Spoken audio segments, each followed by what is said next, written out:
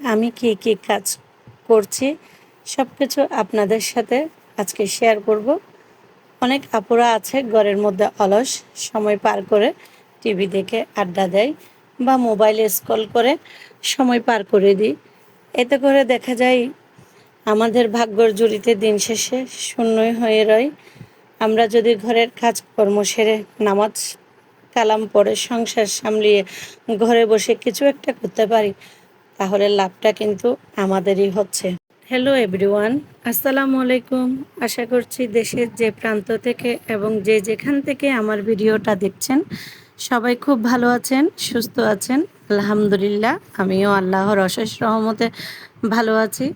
আজকে সন্ধ্যা থেকে আমি এই ভিডিওটা শুরু করেছি। ভাবলাম ঘরের কী কাজকর্ম করেছি আজকে তা আপনাদের সাথে শেয়ার করব। আপনারা ভিডিওটা একটা লাইক দিয়ে প্লিজ ভিডিওটা কন্টিনিউ করবেন, এটা আপনাদের কাছে একটা ছোট্ট অনুরোধ। ভিডিওটা দেখতে দেখতে যদি ভিডিওর কোনো অংশ আপনাদের ভালো লেগে যায়, অবশ্যই আমার পরিবারের সদস্য হয়ে থেকে যেতে পারবেন। আমার পরিবারের সদস্য হতে হলে অবশ্যই আমার চ্যানেলটা সাবস্ক্রাইব করে দিতে হবে, যাতে আমি কোনো নতুন ভিডিও আপলোড করলে সাথে সাথে আপনাদের কাছে নোটিফিকেশন চলে যায় আর আপনি আপনার সময় সুযোগ করে ভিডিওটা দেখে নিতে পারবেন। আমার কোনো হেল্পিং হ্যান্ড নাই, যেহেতু আমি নিজেই বাসার সব কাজ একা করি। আমার ছেলের এসএসসি পরীক্ষা চলছে। আমার হাজব্যান্ড খুব ভোরে ঘুম থেকে উঠে, সে ফজরের নামাজ পড়তে উঠলে আর ঘুমায় না। ওর জন্য নাস্তা রেডি করতে হয়, মাঝে সাঝে দোকান থেকে আনা হয়, আবার মাঝে মাঝে আমি ঘরে তৈরি করি। যেহেতু এখন আমার ছেলের পরীক্ষা চলছে, সেহেতু এখন আমি ঘরেই রেডি করতেছি। তো ছেলেকে নাস্তা খাইয়ে আমরা দুজনও নাস্তা শেষ করি। তারপর সাহেব চলে যায় সাহেবের কাজে, আমি শুরু করে দিই আমার ঘরের কাজ। আজকে সকাল থেকে বাসায় অনেক কাজ করেছি, তার মধ্যে আপনাদের সাথে শেয়ার করার জন্য দু একটা ভিডিও করেছি। সব করতে পারিনি, ভিডিওটা করতে গেলে সময় লাগে, কাজের দেরি হয়ে যায়। আসলে বন্ধুরা, ভিডিও করতে এডিট করতে অনেক সময় লেগে যায় এবং কষ্ট ধৈর্য দুটাই লাগে। এখন আসলে সেটা বুঝতেছি। আগে শুধু অন্যর ভিডিও দেখতাম, এখন যখন নিজে ইউটিউবে কাজ করছি এখন বুঝতেছি ভিডিও করতে অনেক সময় কষ্ট ধৈর্য তিনটাই লাগে, না হলে আসলে ইউটিউবে টিকে থাকা খুবই দুষ্কর হয়ে পড়বে। তো বন্ধুরা, এই কষ্ট পরিশ্রম ধৈর্যর কথা চিন্তা করে আপনারাও অবশ্যই একটি লাইক কমেন্ট শেয়ার করে দিবেন। সামনে যেহেতু কোরবান, তার প্রস্তুতি নিচ্ছি আমরা। আজকে সন্ধ্যার সময় আমি আর আমার হাজব্যান্ড মিলে ফ্রিজটা পরিষ্কার করে নিলাম, আবার সেটা চালু করতে হবে তাই গুছিয়ে রাখলাম। 2 দিন আগে বাসায় মেহমান আসছিল, রাতের কাচের জিনিসপত্রগুলো সব ধুয়ে রাখছি, যে এলোমেলো হয়ে আছে। আর সব সময় তো মেহমান লেগেই থাকে। ইদানিং শোকেসটা গুছানো হয় নাই, তাই ভাবলাম আজকে একটু বসে শোকেসটা গুছিয়ে ফেলি। শোকেসটা গুছাতে আমার অনেক সময় লেগে গেছে। সব কিছু ভাজে ভাজে রেখেছি, যেন যেটা হাত দেই সেটা পেয়ে যাই। এখানে আমার মেয়েদের অনেক পুরস্কার রয়েছে কাচের জিনিসের মধ্যে। ওরা স্কুলের যত কম্পিটিশন হতো আর প্রতিযোগিতা হতো, বৃত্তি পরীক্ষা, কুইজ প্রতিযোগিতা, সব কিছুতে অংশগ্রহণ করতো, আবার পুরস্কারও আনতে পারতো।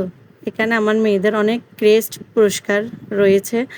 এগুলো সব সুন্দর করে গুছিয়ে রাখলাম। শোকেস গুছানোর কাজ শেষ করে চলে গেলাম কিচেন রুমে এবার হাঁড়ি পাতিলগুলা ধুয়ে নিলাম আগে, তারপর আস্তে আস্তে তরকারিগুলা কেটে কুটে বেছে নিলাম।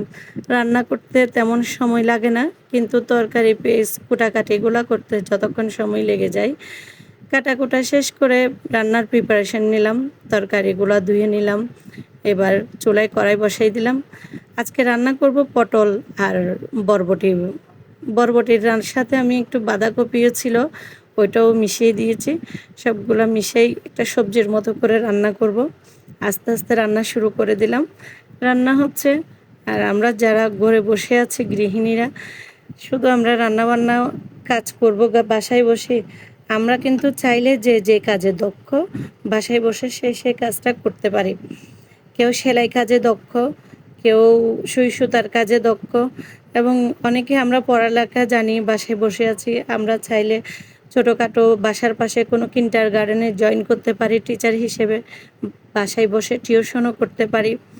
আমাদের নিজেদের হাত খরচের জন্য সবারই বাড়তি ইনকামের প্রয়োজন হয়।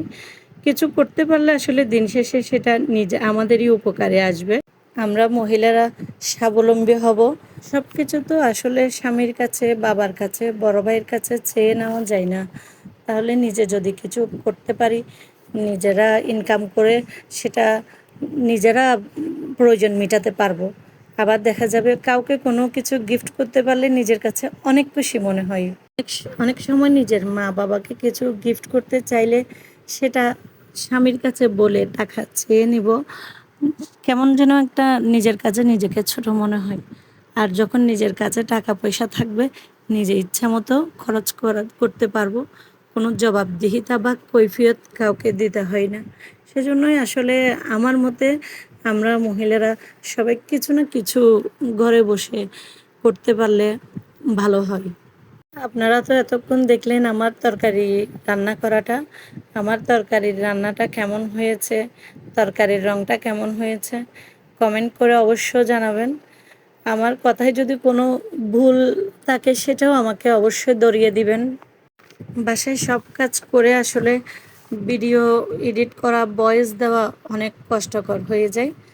আবার কখন নতুন ভিডিও নিয়ে আপনাদের সামনে হাজির হতে পারবো আসলে জানি না। প্রায় একটা সপ্তাহ লেগে যায় একটা ভিডিও দিতে। চেষ্টা করব খুব তাড়াতাড়ি আপনাদের সামনে আবার ভিডিও নিয়ে আসার জন্য। যারা ধৈর্য ধরে আমার ভিডিওটা এতক্ষণ পর্যন্ত কন্টিনিউ করে দেখে আসছেন, তাদেরকে আমার অন্তরের অন্তঃস্থল থেকে ভালোবাসা, ধন্যবাদ, শুভেচ্ছা জানাচ্ছি। আমি তো ভিডিওর শুরুতে বলেছি আসলে ভিডিও করা অনেক কষ্ট, এডিট করা অনেক কষ্ট। অন্যর ভিডিও যখন দেখছি আসলে তখন বুঝতে পারিনি। তো আপু, বোন, ভাই, বন্ধুরা সবাই যদি আমার কষ্টটুকু আপনাদের কাছে এতটুকু নাড়া দিয়ে থাকে, আমার লাইক কমেন্ট করে আমার পাশে থাকবেন। আমার চ্যানেলটি নতুন, আপনারা একটু সহযোগিতা করে পাশে থাকবেন। আপনাদের সহযোগিতা আমি কামনা করছি। আর আপনাদের লাইক, কমেন্ট, সাবস্ক্রাইব আমাকে নতুন ভিডিও বানাতে উৎসাহিত করবে। আপনাদেরকে সাথে নিয়েই আমার নতুন পথ চলা শুরু হবে। আশা করি আমার ভিডিওটা বরাবরের মতো আপনাদের ভালো লাগবে। আসসালামু আলাইকুম।